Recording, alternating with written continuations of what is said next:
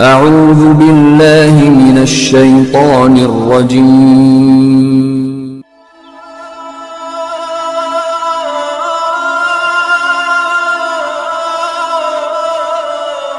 بسم الله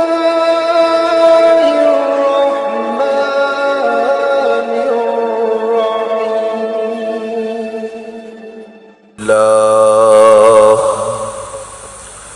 الحمد لله رب العالمين،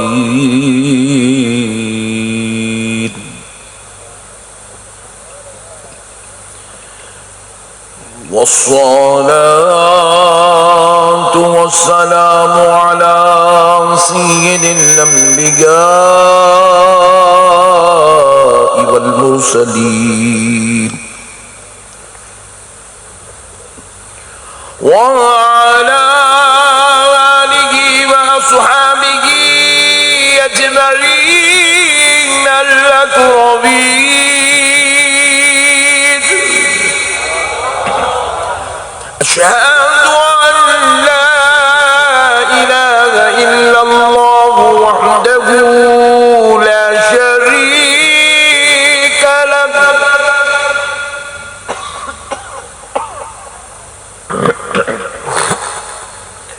وأشهد أن سيدنا ونبينا ومولانا محمدا عبده ورسوله.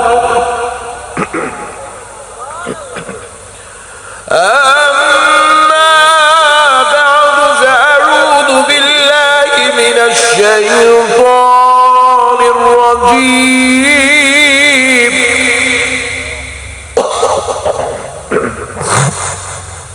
بسم الله الرحمن الرحيم.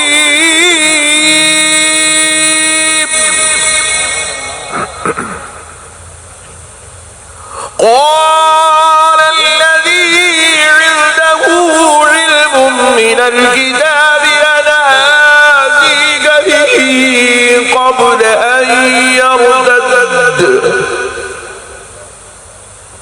أنا آتيك به قبل أن يرتد إليك طرفك. فلما رآه مستقرا عنده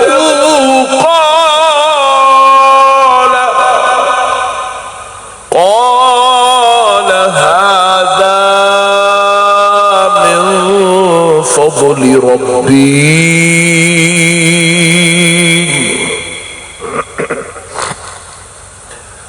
وقال الله عز وجل في كلام الله القديم والعظيم: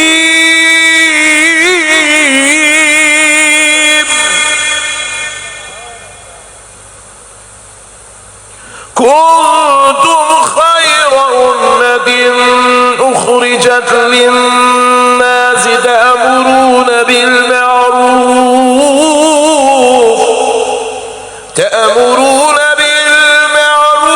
وتنهون عن المنكر. صدق الله العظيم. وبلغنا رسوله النبي الكريم، ونحن على ذلك لمن الشاهدين والشاكرين، والحمد لله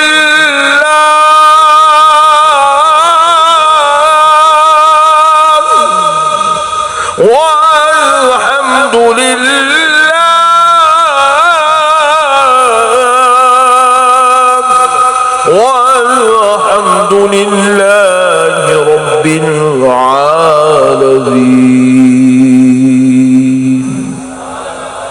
جس کو ہم سب کچھ دیتے ہیں اس سے محبت کرتے ہیں، اور جس نے ہند جیسے علاقے میں تشریف لا کر اسلام جیسا مذہب ہم کو دے دیا ہے، قرآن جیسی کتاب ہم کو دلا دی ہے، حدیث جیسی کتاب سے ہم کو جوڑ دیا ہے، خدا اور رسول کا پتہ جس غریب نواز نے بتایا ہے، اگر اس سے محبت کر لے تو کیا تعجب کی بات ہے؟ اس میں کیا جھگڑے کی بات ہے؟ جس کو ہم سب کچھ دیتے ہیں، سب کچھ دے کر محبت کرتے ہیں، اور جس نے ہم کو سب کچھ دیا اس سے محبت کر لیں تو اس میں جھگڑے کی کیا بات ہے؟ اس میں اختلاف کی کیا بات ہے؟ اس میں فتنوں کی کیا بات ہے؟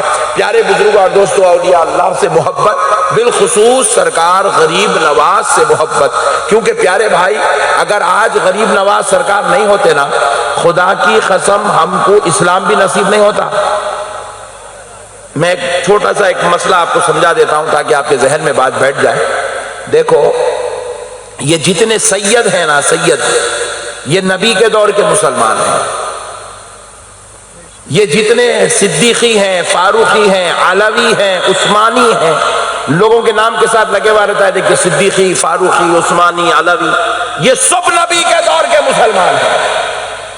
یہ جو صحابہ کی اولاد ہے یہ نبی کے دور کے مسلمان ہیں، یہ جو حسنی حسینی ہیں یہ نبی کے دور کے مسلمان ہیں، جتنوں کے نام کے ساتھ شیخ لکھا ہوا ہے، جتنوں کے نام کے ساتھ عبدل لکھا ہوا ہے، جتنوں کے نام کے ساتھ محمد لکھا ہوا ہے، جتنوں کے نام کے ساتھ خان لکھا ہوا ہے، پٹھان لکھا ہوا ہے، مرزا لکھا ہوا ہے، بیگ لکھا ہوا ہے، الدین لکھا ہوا ہے، کان کھول کے سن لو، ہم نے نبی کو دیکھ کر کلمہ نہیں پڑھا، ہمارے باپ داداؤں نے صحابہ سے مل کے کلمہ نہیں پڑھا۔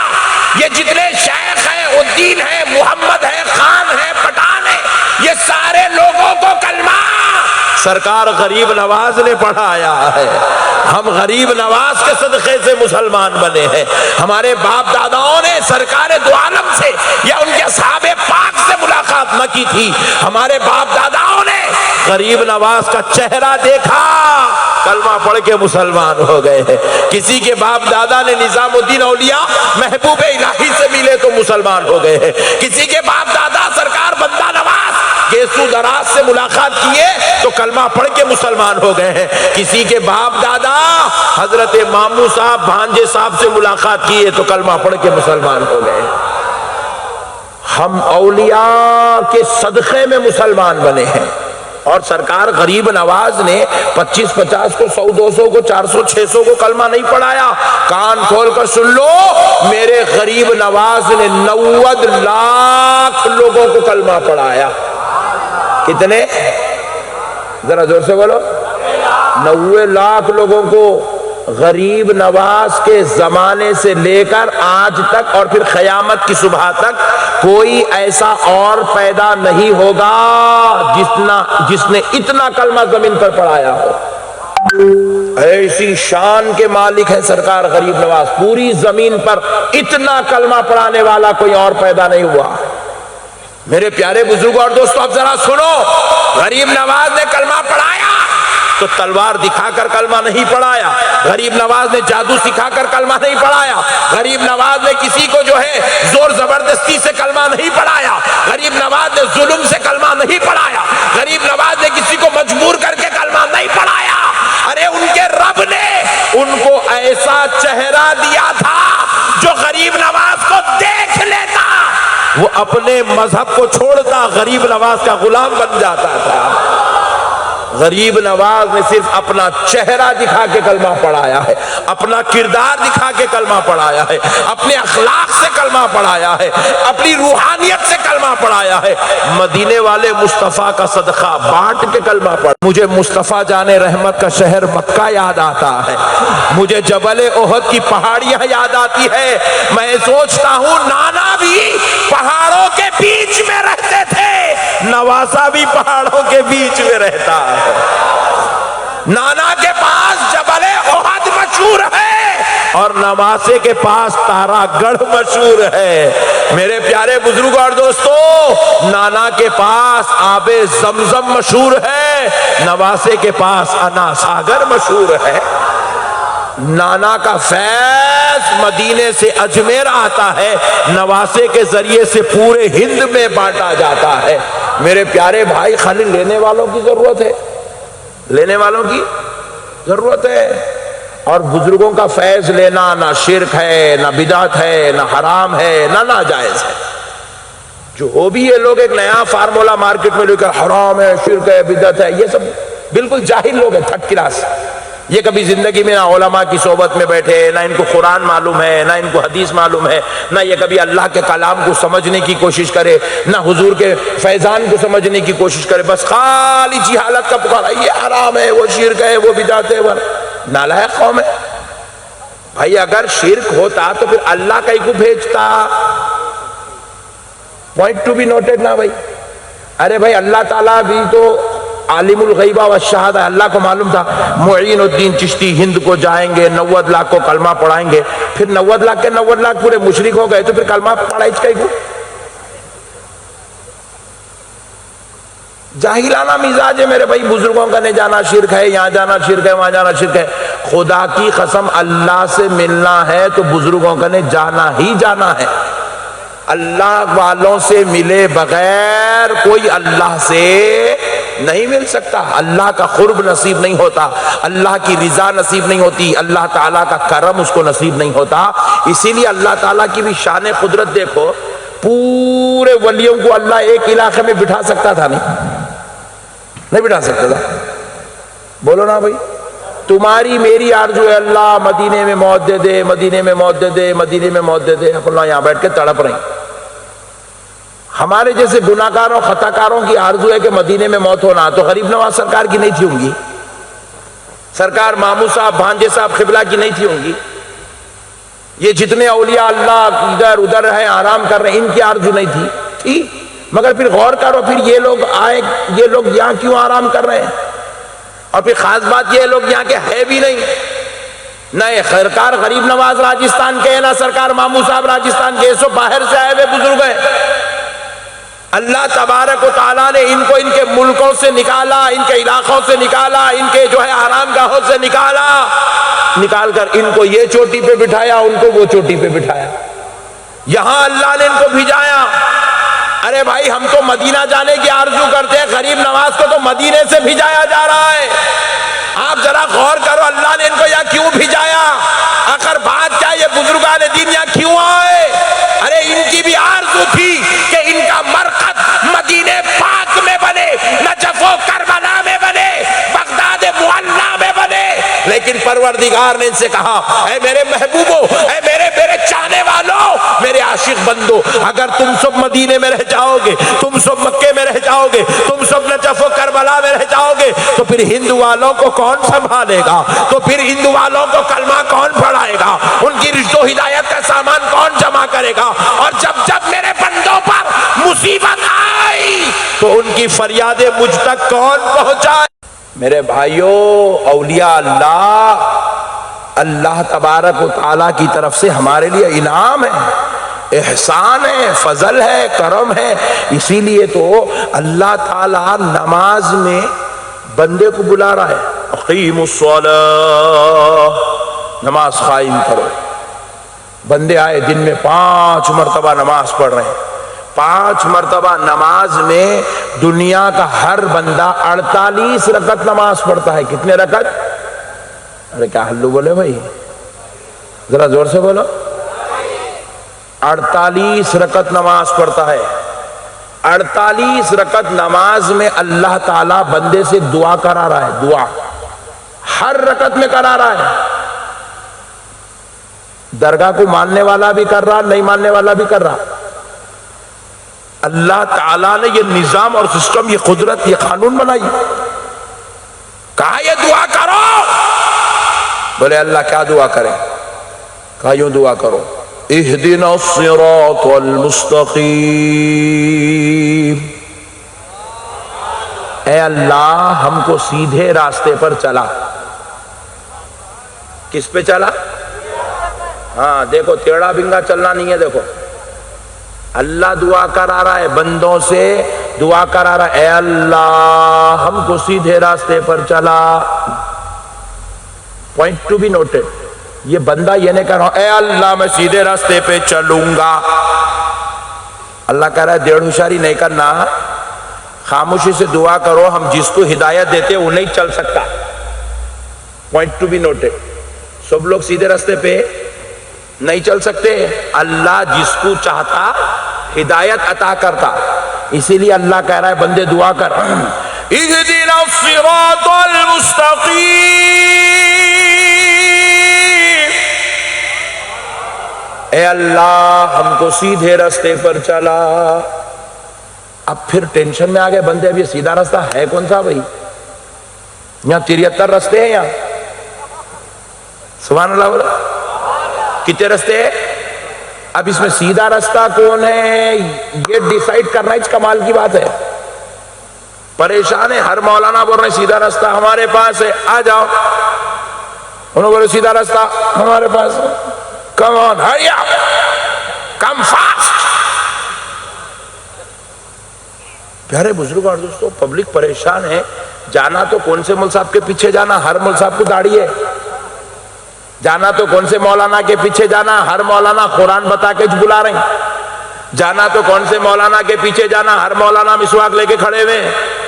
جانا تو کون سے مولانا کے پیچھے جانا, ہر مولانا اللہ اللہ اللہ اندر سے نکال کے بلا رہے ہیں. کس کے پیچھے جانا؟ بندہ پریشان ہوا تو پروردگار نے بندے کا مسئلہ دوسری آیت میں حل کر دیا. رب کریم نے قرآن پاک میں بندے سے پھر دوسری دعا کروائی. بندے سیدھا راستے پر چلنے کی دعا کر لیا تو اب یہ دعا بھی کر لے, صراط الذین انعمت علیہم, اے اللہ مجھے ان لوگوں کے راستے پر چلا جن پر تو نے انعام فرمایا ہے. نہیں یہ 73 مولوی صاحبوں کے پیچھے نکو میرے مولا, انہوں بہت ڈینجر دکھ رہے. کوئی ڈالر لے کے بلا رہا, کوئی کھٹکا مار کے بلا رہا, کوئی ہاتھ میں بلیٹ پکڑ کے بلا رہا. پہچانتے میں پہچانتے بلیٹ والوں کو؟ اللہ کا شکر ہے, چھوڑ دو, لائٹ لے لو. محرم میں آئے تو پہچان لیتے, ارے اب پہچان لیے, سبحان اللہ. بہت دور گئے, دین سے دور رہتے ہوتا ایسا. تو پیارے بزرگ اور دوستو اب ذرا غور کرو, سمجھو مسئلے کو. اللہ تبارک و تعالیٰ کہہ رہا ہے بندے اب یہ دعا کر, اے اللہ ان لوگوں کے پیچھے چلا جن پر تو نے انعام کیا. کن کے پیچھے چلنا ہے؟ انعام یافتہ بندوں کے پیچھے چلنے کی دعا نماز میں کھڑا کر کے اللہ تعالیٰ خود بندوں سے کروا رہا ہے. اگر کسی بندے کے پیچھے چلنا, اس کو ماننا, اس سے محبت کرنا, اس کی تابعداری کرنا, اس کی تعلیمات پہ عمل کرنا, اگر نعوذ باللہ شرک و بدعت حرام ہوتا تو پھر اللہ تعالیٰ خود نماز میں کھڑا کر کے بندوں سے دعا کیوں کراتا؟ بعض جاہل لوگ بولے ہم صرف حدیث کو مانتے ہیں, غوث اعظم کو نہیں مانتے, غریب نواز کو نہیں مانتے. اور اب بہت ڈینجر دکھ رہا, مارکیٹ میں نیا نیا فارمولا لے کے آوے.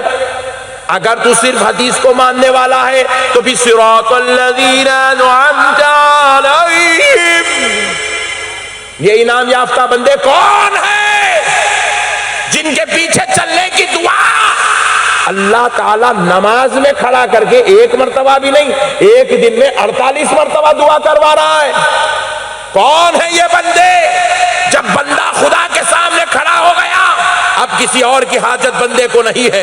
اے اللہ تو پروردگار ہے, میں تیرا بندہ ہوں. اے اللہ تو معبود ہے, میں عابد ہوں. اے اللہ تو رحمان ہے, میرا مولا میں مگر رحم کا محتاج ہوں. مولا تو خدا ہے, میں عبد ہوں, مجھے کسی اور کی ضرورت نہیں ہے. رب کہہ رہا ہے نہیں نہیں بندے ہوشیاری نہ کرنا, اب میرے دربار میں آ گیا, مجھ سے یہ دعا کر کہ اے اللہ مجھے ان لوگوں کے راستے پر چلا جن پر تو نے انعام فرمایا ہے.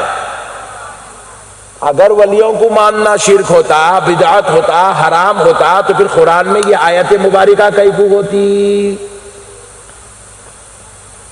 مطلب ہم کو اللہ تک پہنچنے کے لیے ڈائریکٹ جانے کی حماقت کرنے کی ضرورت نہیں ہے، ہم کو انعام یافتہ بندوں کی صحبت کی ضرورت ہے۔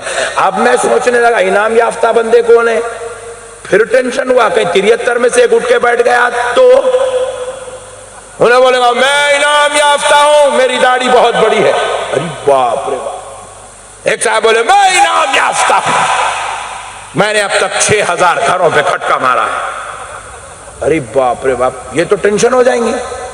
پھر اب ایک ٹینشن ہوئی انعام یافتہ ہے کون، پھر بندے کو ٹینشن ہوئی تو رب نے وہ بھی مسئلہ حل کر دیا، کہا میرے بندے پریشان ہونے کی ضرورت نہیں، لے میں انعام یافتہ بندوں کی فہرست گنا دیتا ہوں تاکہ تجھے کسی کے دھوکے میں آنے کی ضرورت نہیں ہے۔ بولے مولا انعام یافتہ بندے کون ہیں جن کے پیچھے ہم کو چلنا ہے، وہی صراط مستقیم ہے، مولا وہ کون؟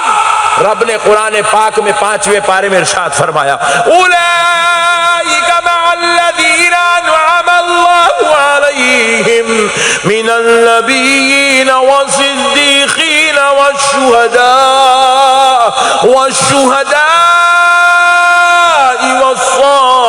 والصالحین۔ اللہ کہہ رہا ہے ان کے پیچھے مت جاؤ بندے، یہ بہت ڈینجر بندے ہیں، ان کے پیچھے مت جاؤ۔ بولے مولا کس کے پیچھے جائے؟ بولے میں نے انعام یافتہ بندوں میں نبیین کو رکھا ہے، صدیقین کو رکھا ہے، شہداء انعام یافتہ ہے، صالحین انعام یافتہ ہے۔ نبیوں کے سردار کا نام محمد الرسول اللہ ہے، صدیقوں کے سردار کا نام حضور سیدنا ابو بکر صدیق ہے، اور شہداء کے سردار کا نام حضرت سیدنا امام حسین ہے، صالحین کے سردار کا نام شیخ عبد القادر جیلانی، محبوب سبحانی، قطب ربانی، پیر لاسانی، سرکار غوث اعظم ہے۔ صالحین کے سردار کا نام حضرت سیدنا عطائے رسول ہند الولی خواجہ معین الدین چشتی حسن سنجری غریب نواز ہے۔ یہ ہے صالحین، ایک سید الاولیاء ہے، ایک سردار اولیاء ہے، ایک سید الاولیاء ہے، ایک سلطان اولیاء ہے، یہ صالحین ہے۔ اللہ نماز میں کھڑا کر کے ان کے پیچھے چلنے کی دعائیں کروا رہا ہے۔ کہاں کا لائے ہوتا، بولو یہ ہوتا امام اگر سجدے سہو کرا پورے 500 کو بھی سجدے سہو کرنا ہے، کیونکہ امام کی غلطی پر پورے 500 کو بھی اس غلطی کے اندر سجدے سہو کرنا ہے۔ اب ذرا غور کرو پیارے بزرگوں اور دوستو، یہ ہے وسیلے کی شان، وسیلہ جدھر چلائے گا مصلی کو ادھر چلنا پڑے گا۔ یہ ہے بندے کی مدد، بندے کی مدد لیے بغیر بندے کی 2 رکعت نماز مکمل نہیں ہو سکتی۔ تو پھر ذرا غور کرو، غوث و خواجہ کی مدد لیے بغیر دین کیسے مکمل ہو سکتا ہے؟ امام اعظم ابو حنیفہ کو وسیلہ بنائے بغیر کوئی انسان ہدایت یافتہ کیسے ہو سکتا ہے؟ امام بخاری و مسلم، امام ترمذی و ابن ماجہ کو مانے بغیر کوئی انسان خدا کا مقرب کیسے بن سکتا ہے؟ ارے اہل بیت پاک کو اپنا مددگار بنائے بغیر کوئی جنتی کیسے ہو سکتا ہے؟ مصطفیٰ کو اپنی جان سے زیادہ عزیز جانے بغیر، ان کو عالم غیب مانے بغیر، ان کو لامکاں کا مکی مانے بغیر، ان کو شافع محشر مانے بغیر، خدا کا حبیب، نبیوں کا سردار، رسولوں کا امام مانے بغیر کوئی مسلمان مومن کیسے ہو سکتا ہے؟ یہ ماننا ہی ماننا ہے میرے بھائی۔ ان کو یہ مقام، یہ پوزیشن، یہ رتبہ، یہ درجہ ہمارے باپ داداؤں نے نہیں دیا ہے۔ ان کو غریب نواز تم نے نہیں بنایا، ان کو غوث اعظم ہمارے باپ داداؤں نے نہیں بنایا، انہیں جنتی جوانوں کا سردار کسی مولویوں، ملاؤں، مفتیوں نے نہیں بنایا، انہیں لامکاں کا مکی کسی راجہ مہاراجہ نے نہیں بنایا۔ ان کو یہ ساری شان، یہ عظمت، یہ رتبے، یہ درجے خدا کی قسم ان کے پیدا کرنے والے پروردگار نے عطا فرمایا۔ اللہ اللہ ہو کر رتبے دے، عزت دے، مرتبے دے، شان دے، آپ بندے ہو کے ماننے میں جھگڑا کئی کو۔ ہر کوئی ماں کے لیے یہ مرتبہ مانتا نہیں مانتا؟ حالانکہ نہ جنت دکھ رہی نہ جنت کے درجات دکھ رہے، مگر پھر بھی ماں کی عظمت مانتا۔ ارے میرے بھائی، جب رسول اللہ کہنے سے ماں کی عظمت مانتے ہیں تو پھر جن کو اللہ نے نسل مصطفیٰ میں پیدا کر کے قرآن میں جن کی عظمتوں کو بیان کیا، ان ولیوں کو ماننے میں ٹینشن کیا ہے میرے بھائی؟ گناہگار ماں کی عظمت کو مانتے ہو، گناہگار باپ کی عظمت کو مانتے ہو کہ باپ جنت کے دروازوں میں سے بیچ کا دروازہ ہے، جب یہ عظمت قبول کر رہے ہو تو پھر یہ بھی قبول کر لو، الا ان اولیاء اللہ، یہ کوئی معمولی لوگ نہیں ہے، یہ اولیاء اللہ، یعنی یہ اللہ کے دوست ہیں۔ کون ہے بولو؟ اللہ کے۔ اور ذرا زور سے، امام سے غداری کرا، وسیلے سے بغاوت کرا، اللہ کی مدد کو ٹھکرایا، اللہ کہہ رہا ہے نماز بھی پڑھا تو منہ پہ پھینک دیتا ہوں۔ وسیلے کو ایکسپٹ کیے بغیر نماز جیسی عبادت بھی قبول نہیں ہوتی۔ یہی تو میں سمجھانا چاہ رہا ہوں، وسیلے کے بغیر دین مکمل، دین کے اہم ستون، اہم رکن، اول رکن کا نام نماز ہے، اور اس نماز کو مکمل کرنے کے لیے امام کا وسیلہ، زور سے بولو اور ذرا زور سے۔ اچھا، خالی نماز میں ہی نہیں ہے، حج میں بھی ہے۔ حج کو پہنچے آپ، احرام بن کے گئے، جانے کے بعد آپ کے معلم صاحب جن کے ساتھ آپ گئے، گروپ لیڈر، انہوں نے بولے چلو بابو آ جاؤ، یہ کعبۃ اللہ شریف ہے، اس کے سامنے کھڑے رہو، استلام کرو، بوسا جو حجر اسود، ویری گڈ، شاباش۔ اب اس کے 7 چکر لگاؤ، اجتباع اور رمل کے ساتھ 7 چکر۔ انہوں نے خدا کی قسم، میں نے پھر تو بولے کعبے کے گول، حج کرنے آئے ہوں، گول گول کہیں کو پھرو۔ ابے حج بولتے ہی جس کو کر، بات سمجھ رہے ہیں آپ؟ عمرہ کرنا ہے، حج کرنا ہے تو کعبے کا طواف، آپ کے حج و عمرہ کے مکمل ہونے کے لیے کعبہ آپ کا وسیلہ ہے۔ آپ کعبے کو چھوڑ کے پوری دنیا میں کس کے بھی گول پھرے تو نہ آپ کا عمرہ ہوتا نہ حج ہوتا۔ آپ بولے میں کعبے کے گول گول نہیں پھرتا، صفا مروہ کی 6 مرتبہ صحیح کروں گا، بولے نہیں ہوتا بابو، یہاں پھرنا ہی پھرنا ہے، کعبے کو آنا ہی آنا ہے، کعبے کا طواف کرنا ہی کرنا ہے، حجر اسود کا بوسہ لینا ہی لینا ہے، آپ کو 7 چکر گن کے لگانا ہے۔ جب آپ یہ عمل کریں گے، کعبے کی عزت، کعبے کی عظمت، کعبے کی شان، کعبے کا رتبہ، کعبے کی مرتبے کو قبول کریں گے تو آپ کا عمرہ مکمل ہو۔ کعبہ آپ کا وسیلہ ہے، اس لیے حج ہندوستان میں نہیں ہوتا، اس لیے حج امریکہ میں نہیں ہوتا، اس لیے حج عراق اور ایران میں نہیں ہوتا۔ حج کرنا ہے تو شہر مکہ جانا ہی جانا ہے، کیونکہ ہر حاجی کا وسیلہ کعبہ۔ اس لیے اب ہم مزار اقدس پر جا کر جو چادر کو چومتے ہیں وہ کسی فیکٹری کی نسبت سے نہیں چومتے ہیں، سلک کا ہے اس لیے نہیں چومتے ہیں، ململ و ریشم کا اس لیے نہیں چومتے ہیں، مزار پر لٹائے اوپر ڈالے ہوئے کپڑے کو اس لیے چومتے ہیں کیونکہ اب یہ کپڑا معمولی کپڑا نہیں ہے، خدا کے ولی کی مزار سے اس کو نسبت نصیب ہو گئی ہے۔ میرے بھائیوں، مسائل کو سمجھو، وہ خدا کا گھر ہے، یہ خدا کا ولی ہے، وہ خدا کا گھر ہے، یہ خدا کا ولی ہے۔ مسئلے کو سمجھنے کی ضرورت ہے۔ آپ بولیں گے میں خدا کے گھر کی عزت کروں گا مگر خدا کے ولی کی بے ادبی کروں گا، اللہ کا عذاب آئے گا، اللہ ناراض ہو جائے گا۔ اس لیے میرے بھائیوں، دین سمجھداری کا نام ہے۔ کسی کی مدد لینا، کسی کا وسیلہ لینا، کسی کے ساتھ جو ہے آپ کسی کو اللہ کی راہ تک، اللہ کی بارگاہ تک پہنچنے کے لیے، کہ خدا کے قرب کو پانے کے لیے کسی کو آپ مددگار بنائیں، خدا کی قسم اس میں کوئی شرک، بدعت، حرام، ناجائز، زور سے بولے، زور سے بولے، اگر ایسے ہی اگر آپ بولتے چلیں گے کسی کی مدد لینا شرک ہے تو پھر میرے بھائی پھگٹ میں مر جانا پڑتا.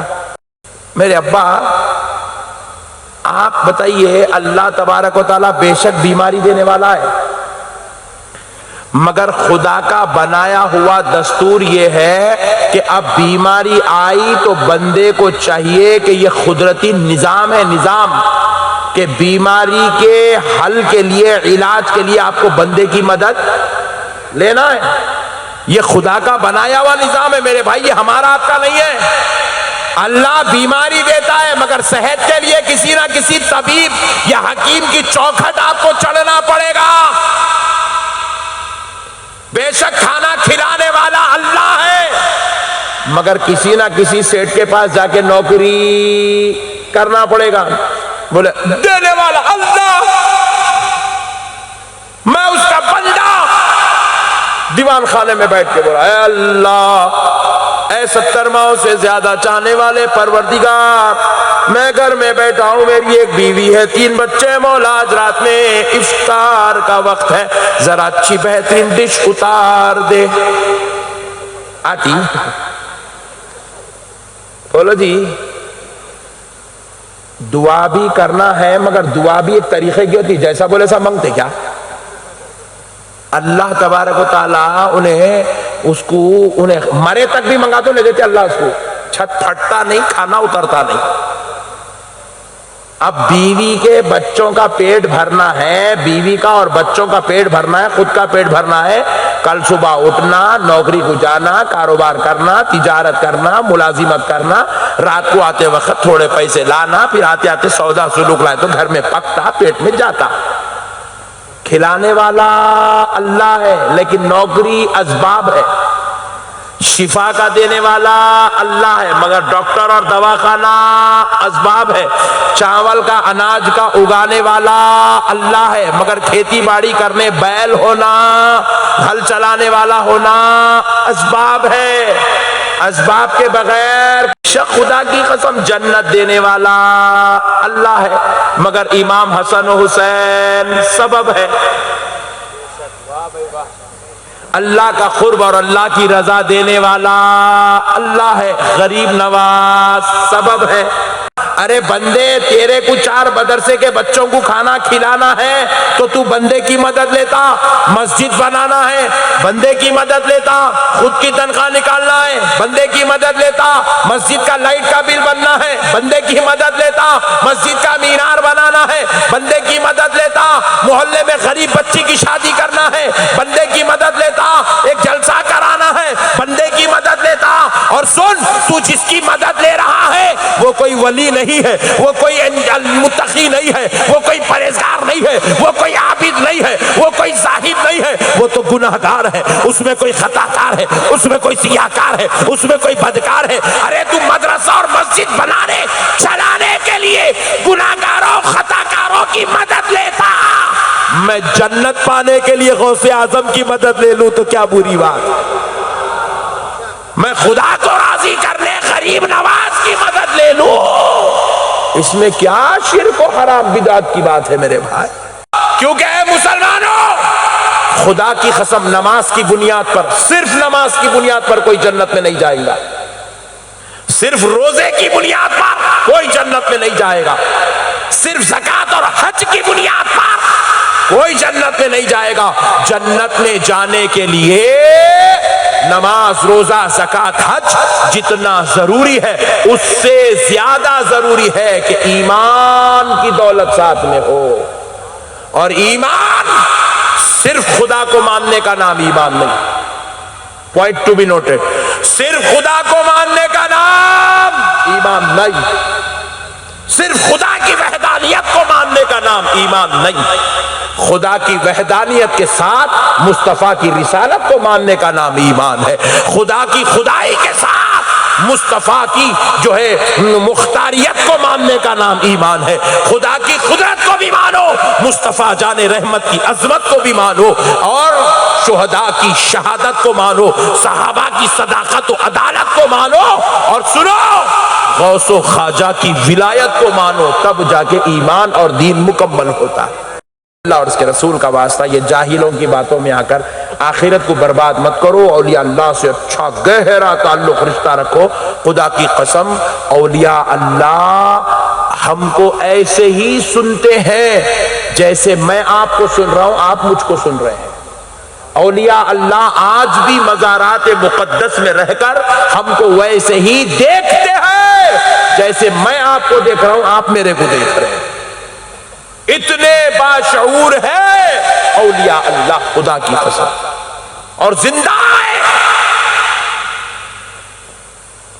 یہاں تک کہ رسول پاک صلی اللہ علیہ وسلم ارشاد فرماتے ہیں، اولیاء کی بات نہیں، عام بندوں کے تعلق سے حضور کہہ رہے ہیں، عام بندے، ہمارے باپ دادا، ہمارے چچا پھوپھا جب قبروں کو گئے ان کے بارے میں کہہ رہے ہیں کہ عام بندہ اپنی قبر کے اندر اتنے شعور سے لیٹا ہے، اس کی خبر پر اگر کوئی پرندہ بیٹھ جائے، وہ پرندہ نر ہے یا مادہ ہے، خبر میں لیٹنے والا لیٹ کے پہچان لیتا ہے۔ اتنے شعور کے ساتھ لیٹا ہوا ہے فرما رہے سرکار۔ اسی لیے ہم کو حکم دیا گیا، قبرستان جاؤ تو سلام کرو، السلام علیکم ورحمت اللہ، السلام علیکم یا اہل القبور۔ سلام کا کرنے کا حکم دیا گیا، السلام علیکم یا اہل القبور، اے قبر والو تم پر اللہ کی سلامت۔ کیوں سلام کا حکم دیا گیا؟ کیونکہ قبر والا مردہ نہیں ہے، زندہ ہے، تمہارا سلام سنتا بھی ہے، تمہارے سلام کا جواب دیتا بھی ہے، کیونکہ ہمارا نبی سنتا ہے۔ غوث و خواجہ سنتے ہیں، ہر مرحوم اپنی قبر میں لیٹ کر، زور سے بولو، دور و نزدیک کے سننے والے وہ کانے لعلے کرامت پہ لاکھوں سلام، ولی کی شان۔ اور میں قرآن سمجھا دوں تو تمہیں غریب نواز خود بخود سمجھ میں آئیں گے۔ یہ انا ساگر میں پانی کٹورے میں کیسا آتا تھا، جے پال کو جوتیوں سے مار کے نیچے کیسے لاتے تھے، اونٹ بیٹھ جاؤ بولے تو کیسے بیٹھ جاتے تھے، یہ سارا منظر اجمیر کا آپ کو قرآن کی حوالے سے خدا کی قسم سمجھ میں آ جائے گا۔ میں ایک ولی کا مقام جو رب نے بیان کیا قرآن میں وہ آپ کو بتاتا ہوں۔ حضرت سلیمان علیہ السلام اللہ کے پیغمبر، پوری دنیا پہ حکومت تھی سلیمان علیہ السلام کی، پوری دنیا پہ پرندوں کی بولیوں کا علم جانتے تھے سلیمان علیہ السلام۔ پرندہ جا کے خبریں لے کے آ کے حضرت سلیمان کو دیتا تھا۔ تو اس نے ایک مرتبہ ایک خبر پہنچائی سلیمان علیہ السلام کو کہ سرکار، ایک خاتون ہے ملکہ سبا، ان کا نام بلقیس ہے، سرکار اگر آپ ان کو اسلام کی دعوت دیں گے تو مجھے قوی امید ہے کہ وہ کلمہ پڑھ کے مسلمان ہو جائے گی، کیونکہ بہت ہی با کردار، پاک دامن، با اخلاق عورت ہے، اور میری گزارش ہے آپ ان کو اسلام کی دعوت پیش کریں۔ حضرت سلیمان علیہ السلام نے بھی ایک لیٹر لکھا کہ آپ خدا کی وحدانیت اور سلیمان کی رسالت کو آپ قبول کر لیں، میں اللہ کا رسول ہوں اور آپ کو اسلام میں آنے کی دعوت دیتا ہوں، ایسے کہہ کر ایک لیٹر لکھا۔ حضرت بلقیس تک وہ لیٹر ہدہد پہنچایا، آپ نے پڑھا حضرت بلقیس نے۔ پڑھنے کے بعد حضرت بلقیس جواباً عرض کرتی ہے کہ آپ مجھے کوئی ایسی تعجب خیز چیز دکھا دے جس سے مجھے یقین ہو جائے کہ واقعی اللہ ہے اور آپ اس کے رسول ہیں، مجھے یہ یقین ہو جائے تو میں کلمہ پڑھ لوں گا۔ تو حضرت سلیمان علیہ السلام کے بعد حدود یہ لیٹر لایا، تو پھر حضرت سلیمان نے پھر ایک لیٹر لکھا کہ آپ میرے دربار میں تشریف لائیں، میں آپ کو ضرور بضرور کوئی نہ کوئی ایسی چیز دکھا دوں گا جس سے آپ کو یقین ہو جائے گا کہ اللہ اور میں اس کا رسول ہوں، یہ دکھا دوں۔ سلیمان کہتے ہیں قال يا أيها الملأ أيكم يأتيني بعرشها قبل أن يأتوني مسلمين۔ کہا ہے کوئی تم میں، درباریوں سے کہہ رہے ہیں سلیمان علیہ السلام، ہے کوئی تم میں جو ملکہ سبا بلقیس کے میرے دربار میں آنے سے پہلے ان کا تخت جو ان کے دربار میں رکھا ہوا ہے وہ یہاں پہنچا دے۔ اور ملکہ سبا کا دربار ہے 2 مہینے کی مسافت کی دوری پر. اگر تیز رفتار سواری جو اس دور میں تھی وہ دن میں بھی چلے رات میں بھی چلے آرام نہ کرے 24 گھنٹے چلے تو جانے کے لیے 1 مہینہ, پھر وہ آنے کے لیے 1 مہینہ, 2 مہینے کم سے کم چاہیے. اور یہ حضرت بلقیس 5 منٹ میں دربار میں آنے والی ہے. حضرت سلیمان کہہ رہے ہیں مجھے وہ تخت ان کے جو دربار میں وہ چاہیے, اور پھر ایسا ویسا تخت بھی نہیں ہے چائنا کا کہ وہ سر پہ اٹھائے فولڈ کر لیے 1 گھنٹے پہ ڈال لیا. یاقوت و زمرود کا بنا ہوا ہے, ہیرے جواہرات جڑے ہوئے ہیں, اور پھر کہہ رہے ہیں سلامتی کے ساتھ چاہیے, دھکا نہیں لگنا اس کو. اس دربار میں عام لوگ بھی بیٹھے تھے, جنات بھی بیٹھے تھے, اولیاء اللہ بھی بیٹھے ہوئے تھے. سلیمان علیہ السلام کے دربار میں ایک جن جھٹ سے اٹھا, جن کہنے لگا اے اللہ کے پیغمبر آپ مجھے اجازت دیجئے آپ کے جگہ پہ اٹھنے سے پہلے وہ تخت لا کے دے دوں گا. جگہ پہ اٹھنے سے پہلے مطلب حضرت سلیمان علیہ السلام کا جب دربار لگتا تھا, سلیمان علیہ السلام صبح بیٹھتے تھے تو شام میں اٹھتے تھے. حضرت سلیمان نے کہا بیٹھ جاؤ, اتنا ٹائم کہاں ہے, اور وہ آنے والے دربار میں, اب لوگ چند لمحوں میں آنے والے, آپ 2-4 گھنٹے کی بات کریں, آپ بیٹھ جائیے. اور پھر جن کیا بولا, وَإِنِّي عَلَيْهِ لَقَوِيٌّ أَمِينٌ. اب آؤ پیارے بزرگوں اور دوستو, پھر اب ہوا کیا, حضرت سلیمان نے کہا آپ بیٹھ جاؤ, اتنا وقت ہمارے پاس نہیں ہے کیونکہ ابھی وہ چند لمحوں میں دربار میں آنے والی ہے کوئی اور جو حضرت بلقیس کے آنے سے پہلے وہ تخت لا کر دے. اللہ کا ولی کھڑا ہوا, ان کا نام آصف بن برقیہ تھا. کیا تھا, زور سے بولو, آصف بن برقیہ تھے. کھڑے ہوئے کہنے لگے قال الذي عنده علم من الكتاب, ایسا شخص کھڑا ہوا جس کے سینے کو کتاب کے علم سے سرفراز کیا گیا تھا, اللہ کا ولی تھا, نام آصف بن برقیہ تھا. کہنے لگے انا آتیک به قبل ان يرتد الیک طرفک, ان يرتد الیک طرفک. یہ ہے ولی کی شان, اللہ بیان کر رہا ہے ان يرتد الیک طرفک. کہے اللہ ہے پیغمبر خدا, اے اللہ کے پیغمبر آپ مجھے اجازت دو, آپ کے پلک چھپکنے سے پہلے وہ تخت لا کے دے دوں.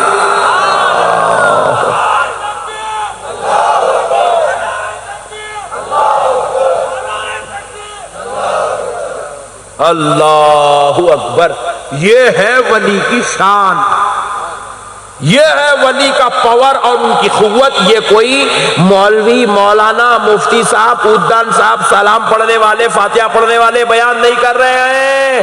ولی کی یہ شان, یہ عظمت, یہ پاور, یہ رتبہ اس کو پیدا کرنے والا رب بیان کر رہا ہے. پیارے بزرگوں اور دوستوں ذرا غور کرو, تیز رفتار سواری کو جا کر وہ تخت کو لانے کے لیے جو 2 مہینے کا وقت لگتا تھا, اللہ نے ولی کو اس پاور کا مالک, اس شان و عزت کا مالک بنایا کہ ولی کو وہ سفر طے کرنے, وہ وزندار تخت اٹھا کے لانے 1 سیکنڈ کی بھی ضرورت نہیں ہے, سیکنڈ کے 20ویں حصے میں لا کر دے دے گا. اچھا پھر ایسا نہیں کہ حضرت سلیمان نے پوچھا, حضرت آصف بن برقیہ نے کہہ دیا ہاں ماشاءاللہ بہت اچھی قوت ہے, بیٹھ جاؤ بیٹھ جاؤ, ایسا نہیں ہوا. حضرت سلیمان نے کہا جائیے, آپ کو اجازت ہے, لے آئیے تخت, آپ کو اجازت ہے, جائے لے آئیے. قرآن ہے قرآن, ایک لمحے کے لیے بھی اگر غلط خیال بھی آیا، لا ریب فی، شک بھی ہوا، کافر ہو جائے گا، دائرے اسلام سے نکل جائے گا۔ رآہ مستقرا عندک، قرآن ہے، قرآن اللہ کہہ رہا ہے، اللہ کہہ رہا ہے، اللہ۔ سلیمان نے اجازت دی، پلک جھپکے آنکھ کھولے تو تخت سامنے رکھا ہوا تھا۔ یہ ہے ولی کی قوت کہ اس سے پنگا لے رہے دیوانی قوم، یہ ولی کو نہیں ماننا، ولی کرنے لے جا۔ ابے حولے تو ولی کو سمجھا چکان تو، پلک چھپکنے کی دیر میں 2 مہینے کی مسافت کے سفر طے بھی کرتا ہے، تخت بھی اٹھاتا ہے، لے کر بھی آ کر رکھ بھی دیتا ہے۔ اور جیسے ہی حضرت سلیمان نے دیکھا پلک جھپکی، تخت سامنے تھا، حضرت سلیمان نے کیا کہا؟ قرآن آگے بیان کرتا ہے، اللہ کہتا ہے، سلیمان نے یوں کہا، قال، سلیمان نے کہا، ھذا من فضل ربی، سلیمان نے کہا یہ میرے رب کے فضل سے ہے۔ کس سے ہے بولو؟ زور سے بولو۔ ہاں، تو یہ نہ سمجھنا کہ ولی جو کرتا ہے یہ کوئی اور معاملہ نہیں، ولی کے ہر عمل پر رب کا فضل ہوتا ہے۔ غریب نواز نے کٹورا دے کر بھجایا، انا ساگر جو سما گیا یہ فضل مولا سے ہے۔ غریب نواز کی نالین جادوگر کو ہوا میں اڑ کے مارتی ہے۔ یہ نہ سمجھنا کہ یہ کوئی کہانیاں ہیں، یہ نہ سمجھنا کہ یہ لکھی ہوئی باتیں ہیں، یہ مولا کے فضل سے ہے۔ اللہ چاہتا ہے تو اس کا محبوب ہڈیوں پر ہاتھ رکھ دے تو مرغا زندہ ہو جاتا ہے۔ میرے بھائیوں، ولیوں سے ٹینشن نہیں، ولیوں کو ادب، احترام، تعظیم، خدا کی قسم وہ بڑی، بس شرط ایک ہے میرے بندے۔ پوچھے مولا کیا؟